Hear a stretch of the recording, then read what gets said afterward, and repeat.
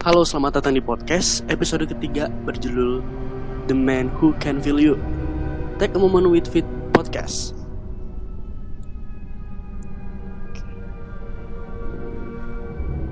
Hai guys, nama gue Alram Putra. Kalian bisa panggil gue Alram. Kalau disingkat bisa Al juga. Nah, di sini gue mau jelasin tentang apa itu indigo menurut gue. Kalau menurut gue pribadi, indigo itu ada dua. Ada yang diturunkan dari lahir, itu anugerah dari Tuhan, dan ada yang dicari secara ilmu atau meditasi, ataupun dikasih sama orang. Nah, hal-hal tersebut itu juga sebenarnya berpengaruh banyak di kehidupan manusia yang sebenarnya. Kalaupun kita memang dari lahir udah memang jadi kayak indigo, itu memang udah anugerah dari Tuhan. Tapi kita juga kalau yang alami atau yang pemberian dari Tuhan itu punya banyak hal yang nantinya bakal kita hadapi secara emosional diri dan secara perilaku kita juga. Kalau indigo yang dicari secara ilmu atau misalnya dia berguru ke seseorang, nah rata-rata itu tuh kurang baik sih sebenarnya, karena berpengaruh juga. Karena kan itu banyak juga persyaratannya dan banyak yang harus kita lakukan, dan itu menguras tenaga banget ketimbang yang alami. Kalau yang alami mereka pasti tahu gimana kontrol. Kalau yang dapatnya dari orang pasti susah ya, lebih dibilang tergantung individualnya juga sih sebenarnya.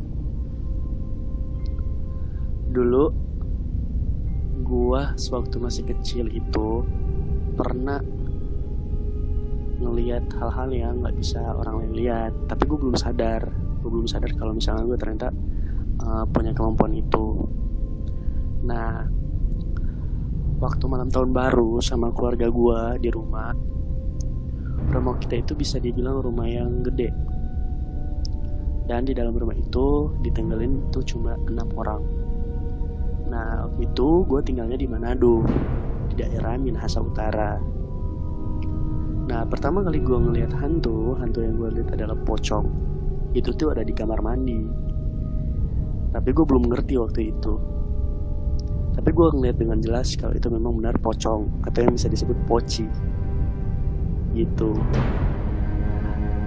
Berselang dari kejadian pocong itu, gue umur dari 6 tahun pindah ke umur 7. Waktu umur 7 tahun itu gue pernah punya sahabat, tapi sekarang dia udah meninggal. Dia tuh sahabat gue, namanya Daniel sama Ipu. Panggilannya masa kecil sih Jipu gitu. Gue ngeliat banyak hal yang terjadi waktu gue masih kecil. Jadi pas gue sahabatan sama mereka berdua, gue gak ngerasa yang aneh-aneh. Cuma pada waktu gue itu pulang sekolah terus datang main ke rumahnya mereka lagi, gue mainnya di belakang rumah. Terus gue ngelihat mereka berdua asik aja main gitu di pinggir sungai gitu, padahal air sungainya itu deras juga. Dan di situ gue bisa ngerasain kalau mereka akan mati gitu. Tapi gue nggak bisa tahu tempat, waktu, dan di mana gitu mereka akan berakhir gitu ya. Karena itu rahasianya Tuhan. Kalau gue cuma bisa ngerasain. Dan memang terbukti, gue ngeliat bahwa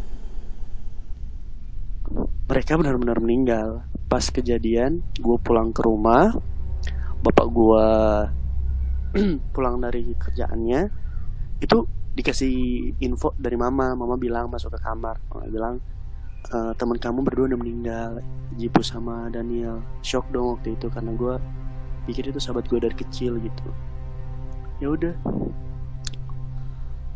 gue datang, gue lihat memang udah nggak bernyawa. Dan kayak gimana ya, kayak bener ya sih kalau gue itu punya hal-hal kayak gini. Tapi di waktu itu gue udah mulai berani terbuka sama keluarga gue kalau gue bisa ngelihat hal-hal kayak gitu. Tapi gue cuma sekedar bilang kayak, mah, aku ngeliatin ini mah. niatin ini mah. Mama gue agak pertama nggak, tapi lama-lama mama gue percaya, karena ada satu kejadian yang bikin mama yakin. Waktu kelas 6 SD, setelah kejadian itu meninggal dua sahabat gue. Waktu SD itu gue ngeliat ibu kepala sekolah gue tuh masuk dalam kelas. Terus ibunya lagi ngobrol sama wali kelas gue dong. Kayak saya, gue cuma ngeliatin doang sih dari bangku gue yang gue dudukin gitu ya. Gue ngeliatin ibu cap gue lagi ngobrol sama wali kelas, tapi gue nggak tahu apa yang dibahas sama mereka berdua. Di situ tuh gue ngerasain kayak gini nih, kayak tadi gue bilang, Al, cap lu bakal meninggal. Tapi gue nggak bisa tahu juga tempat dan waktunya. Tapi hati gue udah bilang bahwa udah nggak lama. Sorenya itu dapat kabar kalau ibu cap gue itu meninggal ditabrak mobil, keluar darah dari hidung, telinga, mulut, dan katanya udah sekarat. Nggak pernah nyangka kalau misalnya gue bisa merasakan kalau orang itu bakal mati. Tapi gue udah tahu kalau dia bakalan mati. Tapi gue nggak bisa tahu tempat, waktu, dan di mana dia mati gitu. Karena itu rasa Tuhan. Singkat cerita, waktu gue udah mulai masuk ke SMP, gue juga ngeliat sebelum SMP juga sih banyak kejadian yang di luar nalar gue ya. Tapi gue kayak udahlah, santai aja, mungkin cuma halusinasi. Lama-lama gue perhatiin diri gue sendiri. Waktu gue masuk pertama kali gue masuk SMP, sekitaran kelas 2 lah. Karena gue sering bolak-balik dari Manado, kota Manado, ke daerah Kabupaten Minahasa, tempat rumahnya bapak dan omang gue. Gue sering cuci baju di bawah, karena di bawah adalah pusat cuci baju, karena ada mesin cuci. Nah di situ tuh gue sering cuci baju, tapi tempat cuci bajunya itu deket sama sungai. Karena rumah kita itu hampir deket sama sungai, deket banget malah. Kalau udah buka pintu dapur itu pasti kelihatan sungainya. Nah waktu sore gue pernah disuruh nyapu di bawah, di area bawah setelah gue cuci baju. Dan gue ngeliat ada sosok cewek lumayan gede, tapi gue bisa ngerasain kalau dia tuh jahat. Mulai dari situ gue bilang, kayaknya gue nggak biasa deh penglihatan gue. Mulailah gue cerita dan gue berani untuk buka mulut ke teman-teman gue yang jadi sahabat gue yang laki-laki. Nah di situ tuh baru gue ketemu sama namanya Nadia. Nadia ini itu salah satu teman gue yang deket banget sama gue, dan dia itu ternyata juga gitu. Dan dia bilang sama gue punya kemampuan itu. Gue bilang, oke lah, gue punya kemampuan kayak gini, tapi Nat, apa nggak bahaya gitu buat gue? Gue kadang ngerasa takut, kadang juga stres, karena gue pikir gue gila karena gue punya kemampuan kayak gitu. Atau mungkin karena gue berdasarkan halusinasi, gue jadi kayak begitu. Jadi gue kayak bingung ya, mau cerita kayak gimana juga ke diri gue sendiri. Waktu itu masih kelas 2 SMP, dan gue gak ngerti hal-hal kayak gitu. Dan yang ngajarin gue adalah Nadia, satu-satunya temen cewek gue yang punya kemampuan kayak gitu. Bagaimana caranya dan bagaimana cara untuk on off-nya. Nah singkat cerita, berselang dari kejadian itu,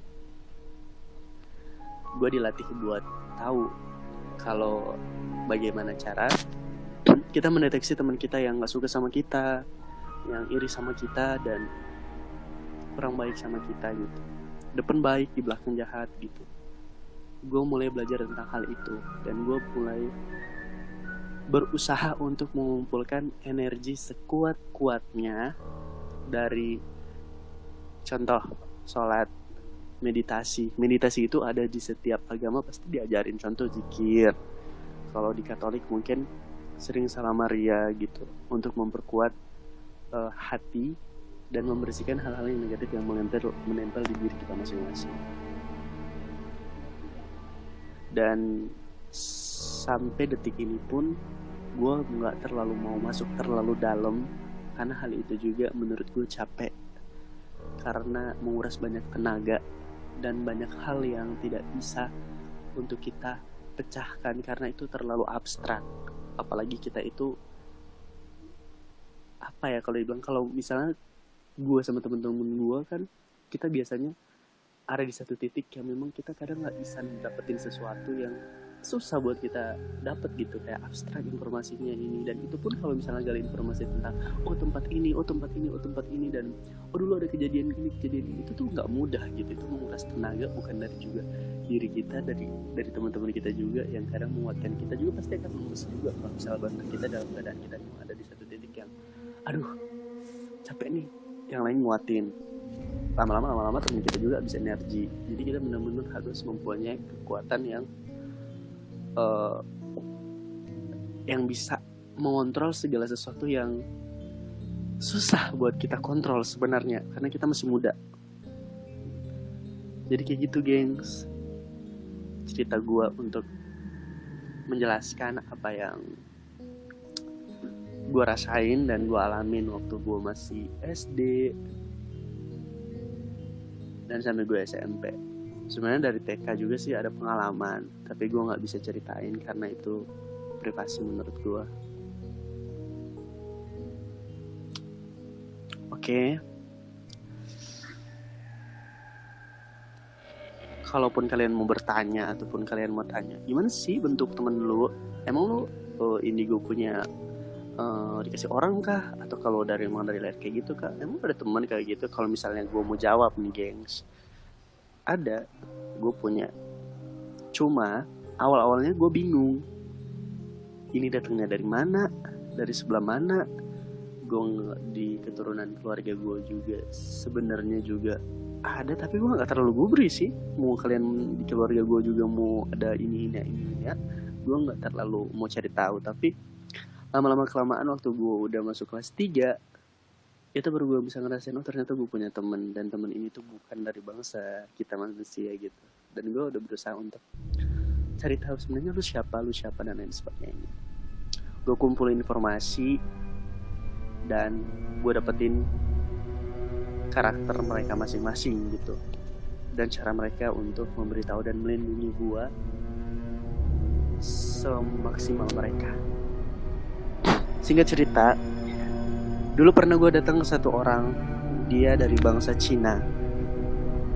Tapi waktu itu ibu dan bapak ini tuh warung makan, buka tempat makan gitu. Tapi halal kok, karena gue kan muslim.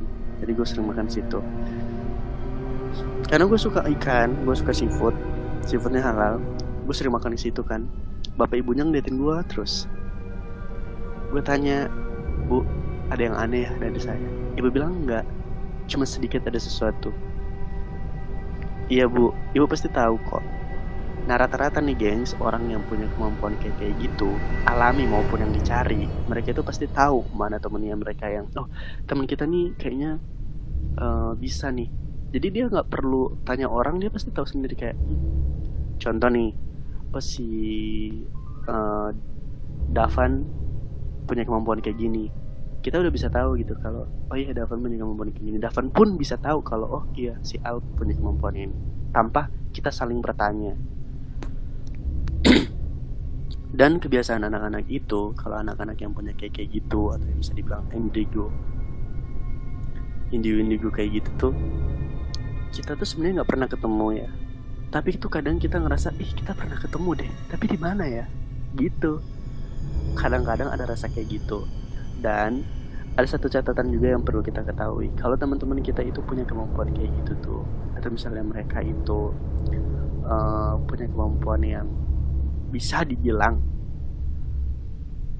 di luar dari kemampuan manusia, itu tuh nggak gampang. Dan kalaupun mereka mau bantu kalian itu, mereka akan kerahkan sekuat tenaga. Karena gue dulu pernah dapat teman yang maksa banget gitu untuk cari tahu soal ibu dan bapaknya. Tapi teman gue yang satu yang namanya Nadia, dia belum terlalu kuat gitu untuk mencari tahu dan menggali terlalu dalam. Jadi kadang kalau ada teman-teman kita tuh terlalu maksa kita, itu bukan karena kita nggak mau bantu, itu karena kita juga belum terlalu kuat untuk memiliki sesuatu yang bisa dipegang secara secara apa ya bahasa manusianya ya, secara secara kuat lah istilahnya kayak gitu.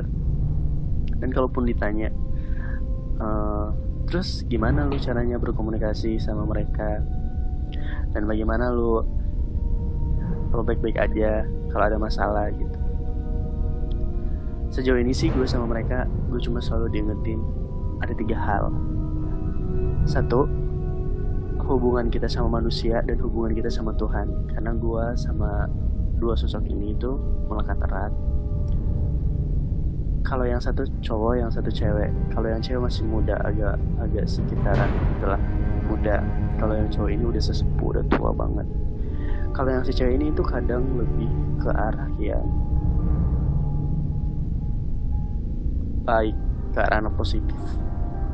Cuma dia juga tidak bisa terlalu menahan energi yang besar, yang terlalu besar dari sebelum-sebelumnya yang pernah dia dapat. Jadi kalau misalnya gini ceritanya, kalau misalnya teman gue yang cewek ini dapetin satu sosok teman gue yang punya kayak gitu juga, tapi punya dia yang kuat gitu, kita memang nggak bisa saling mempengaruhi. Cuma kita kalau misalnya tahu terus kita saling iri, itu tuh berdampak buruk ke kita, kalau misalnya pun itu kita bisa sharing. Tapi kalau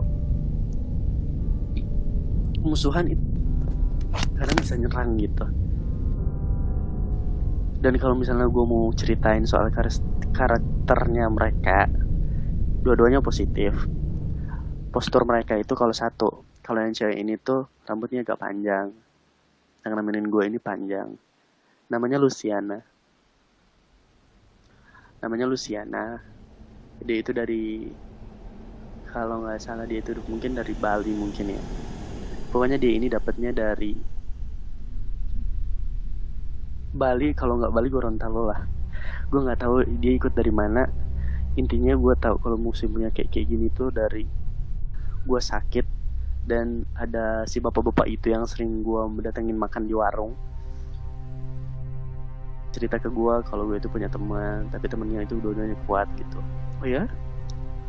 Tapi pak, gue nggak pernah ngerasain ini, cuma gue cerita waktu itu, dan dia bilang karakteristiknya itu kayak gitu, bahwa kalau yang Luciana ini, dia itu sekitaran umur 25-an. Dia nggak mati dibunuh, tapi dia itu kayak moksa. Ceritanya kayak moksa gitulah. Jadi teman-teman kalau nggak tahu moksa bisa searching di Google buat cari tahu apa artinya moksa. Karena gue juga sampai detik ini pun nggak mau terlalu banyak untuk mencari tahu lebih dalam. Pokoknya yang penting gue tuh tahu dan gue bisa ngerasain, cukup aja itu. Gue nggak mau yang terlalu berlebihan karena gue takutnya itu ngefek banyak banget ke gue. Segini aja gue bisa ngerasain capek dan lesu yang lumayan dahsyat, apalagi kalau misalnya itu bisa masuk ke dalam ranah yang mereka lebih gila lagi. Dan ya sampai detik ini pun kalau yang cewek ini kadang lebih cerewet karena banyak yang nggak suka sama gue. Jadi gue harus lebih memperbaiki diri, sikap, dan tutur kata. Kalau yang sesepuh yang cowok ini itu lebih mengajarkan gue tentang jalan. Jadi kalau misalnya jalan yang gue tempuh itu adalah kurang baik, pasti ada solusi untuk ke arah yang lebih baik. Dan kalaupun gue selalu diingetin untuk hal-hal yang lebih berhati-hati, kadang sih gue agak bandel ya, karena walaupun memang gue punya mereka berdua, tapi kadang gue juga yakin sama diri gue sendiri. Cuma memang ujung-ujungnya bakal kayak gitu. Tapi sampai detik ini pun gue cuma ngerasain hal-hal yang wajar-wajar aja sih, gengs. Nggak terlalu, karena gue nggak, ya seperti yang gue bilang tadi, gue nggak mau terlalu mengasah terlalu dalam. Yang penting gue tahu, dan gue tahu caranya untuk mengontrol dan membuat itu semua itu tidak berlarut-larut dalam diri gue sendiri. Yang penting dia ada dan dia melindungi. Gue bersyukur banget sama Tuhan karena Tuhan udah anugerahin mereka berdua ada di sini. Dan kalau misalnya kita berkomunikasi, kita hanya berkomunikasi melalui doa dan batin. Kita berkomunikasi melalui batin dan doa. Satu hal yang gue pengen bilang ke semua orang yang dengerin cerita gue ini, kasih energi positif ke lingkungan kita, kasih energi positif ke bumi kita, kasih energi positif buat teman-teman kita. Karena manusia-manusia sekarang itu terlalu banyak merasa diri yang paling benar, paling angkuh, paling paling semuanya lah. Kalau kita berbalik ke arah yang lampau, itu perjuangan orang-orang dan respeknya orang-orang ke sesama manusia itu lebih baik juga. Jadi kenapa gitu di saat kita sudah merdeka, kita tidak memerdekakan sekitaran kita juga? Memang kita memerdekakan diri kita sendiri, tapi seenggaknya juga kita bisa memberikan dampak yang positif bagi lingkungan kita. Karena manusia itu sekarang udah terlalu lupa sama tugas mereka. Satu, dua, mereka terlalu memelihara gengsi dan merasa bahwa wow, gue harus kayak gini dan gue harus bisa gini dan lain sebagainya. Sebaiknya kita harus tahu titik kita harus tahu tugas kita, dan kita harus tahu kalau kita itu manusia yang masih membutuhkan banyak hal, dan kita tidak akan lepas dari orang-orang banyak, karena kita semua itu sama, manusia. Setan itu nggak perlu ditakut sih, hantu itu nggak perlu ditakutin, karena yang paling ditakutin itu ternyata bukan setan, manusia. Karena manusia itu lebih kejam, karena ada sifat hasad, dengki, sombong di dalam diri manusia, dan itu harus dikontrol sama manusia. Jadi gitu, gengs. Dan gue mau ceritain juga nih, gengs. Kalau dulu gue juga itu pernah punya penglihatan tentang masa depan orang. Tapi dalam jangka waktu yang tidak relevan lama sih kalau misalnya dibilang. Dan itu tuh cuma datang melalui mimpi. Jadi dulu gue pernah ceritanya kayak gini, gue tidur tuh di habis gue sholat Jumatan. Jadi gue Jumatan dulu di masjid, baru siang jam 2-nya gitu gue tidur. Nah dalam mimpi gue itu cuma gue kayak gini, gue didatengin orang. Orangnya ini gue gak lihat mukanya kayak gimana, bajunya itu warnanya hijau, dan motif hijaunya itu hijau kuno, dan gue gak tahu menjelasinnya kayak gimana karena ini gak pernah gue lihat di zaman modern. Susah untuk dijelasin pakai kata-kata manusia sekarang gitu. Dan cuma dia bisa dibilang kayak gitu, cuma dia bilang, kamu bisa, tapi ada cobaan. Jadi yang gue inget sampai detik ini tuh cuma itu dia. Jadi kayak kamu atau kamu bisa, tapi ada apa ya? Pokoknya gue ingetnya sih itu, kamu bisa, tapi ada ujiannya gitu. Jadi gue bisa melihat satu waktu gue SD bisa ngerasain orang bakal mati, tapi gue nggak bisa ngeliat waktunya, tanggalnya, dan di mana. Kalaupun masa depan dulu pernah bisa lihat juga, oh dia jadi kayak gini, tapi sekarang gue udah nggak bisa. Karena gue tanemin ke dalam hati gue sendiri bahwa tidak perlu untuk membaca masa depan, karena masa depan itu di tangan Tuhan. Kita semua percaya aja sama kuasa Tuhan dan ketentuan Tuhan. Gue nggak mau mempunyai hal itu terlalu dalam, tapi gue bisa sebenarnya untuk tahu kayak gini. Sebenarnya gengs, kalau misalnya ada orang yang bisa ngeliat dari garis tangan manusia, sebenarnya itu sebagian dari kecil dari ilmu pengetahuan untuk kalau itu kan, kalau misalnya kita mau bahas tentang itu juga, itu sebenarnya dibahas juga di satu pelajaran, mungkin garis tangan orang lah, ini kayak gini, kayak itu kan juga termasuk ilmu pengetahuan, dan itu tuh sebenarnya orang bisa belajar. Tapi yang tidak bisa orang belajar itu adalah mengakses masuk ke dalam sampai ke titik mereka tahu bahwa ini orang nih kayak bakal kayak gini nih, garisnya ini tuh kayak gini. Tapi itu tergantung individual masing-masing yang bakal kasih tahu ke kalian. Karena gue nggak bisa menceritakan terlalu jelas karena hal-hal kayak gini itu abstrak, dan itu tuh sesuatu hal itu yang harus dipecahkan kayak misteri gitu. Dan kita pun, kalau misalnya gue pribadi sendiri pun, gue masih sampai detik ini pun masih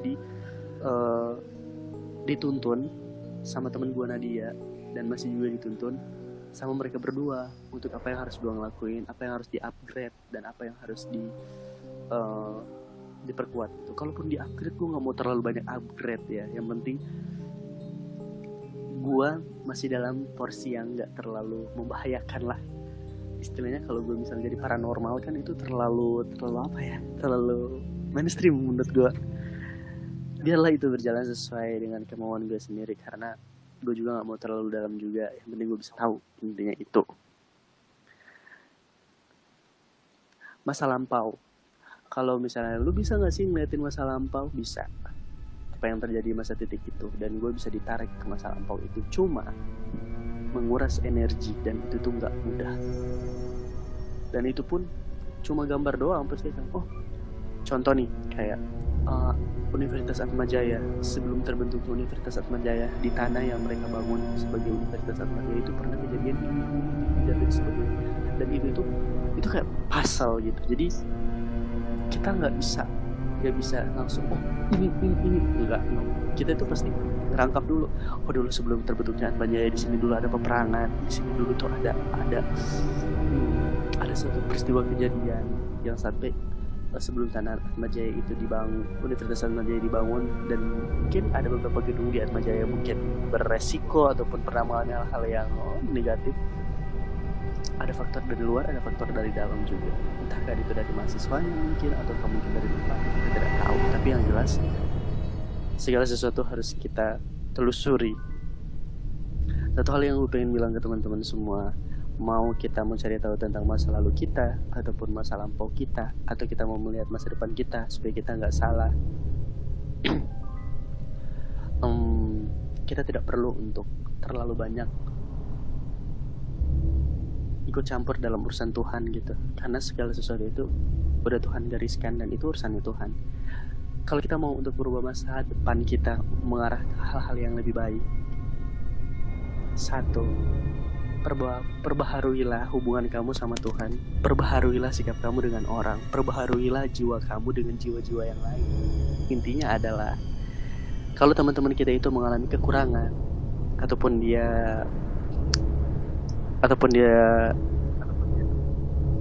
ngalamin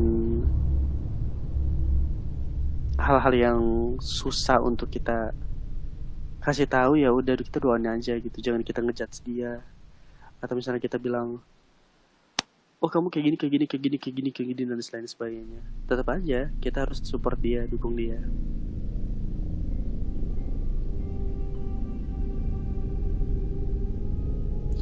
Jadi gitu gengs. Dan ini juga gue pengen ingetin sih, bukan gue sih sebenarnya, tapi ada pesan juga dari Luciana nih buat semuanya teman-teman yang dengerin ini ya. Sorry kalau gue agak terlalu cepet untuk ngasih tahu ini ataupun nggak terlalu jelas, karena posisinya gue sekarang tuh lagi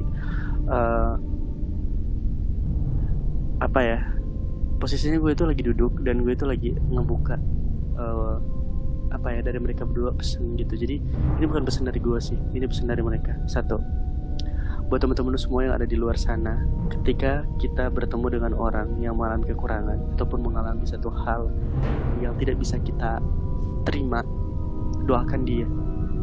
Jangan bully dia, jangan hakimi dia, tapi tetap doakan dia, bantu dia dalam keadaan semampu kalian. Kedua adalah berikan energi positif buat lingkungan, orang, dan semuanya gitu, sehingga kalian itu jadi baik. Ketiga, orang-orang sekarang harus sadar bahwa kita itu adalah Indonesia. Kita harus bisa belajar bahwa kita itu orang-orang Indonesia. Kita bukan orang pri dan dari lain. Kita itu pribumi. Jadi kita harus tetap menjunjung tinggi hak dan budaya bangsa kita Indonesia. Jangan lupa. Jadi itu guys. Oke, jadi cuma gitu aja nih yang gue pengen sharing ke kalian semua. Sorry kalau misalnya agak kurang jelas, misalnya agak kurang kalian kurang kurang paham, karena gue sendiri juga ngejelasin itu nggak bisa sesempurna yang kalian mau. Jadi gue cuma bisa bilang kayak gitu. Suatu saat kalaupun mereka yang hidup dengan kita itu berdampingan banget kan. Jadi kalau kalian melihat mereka, atau misalnya kalian berkunjung di suatu tempat melihat sesuatu, gak usah takut. Mereka nggak bisa bunuh kalian. Yang bisa membunuh kita itu adalah sesama manusia dan Tuhan. Itu aja gengs. Jadi gue Alram Putra, gue cuma mau bilang itu. See you.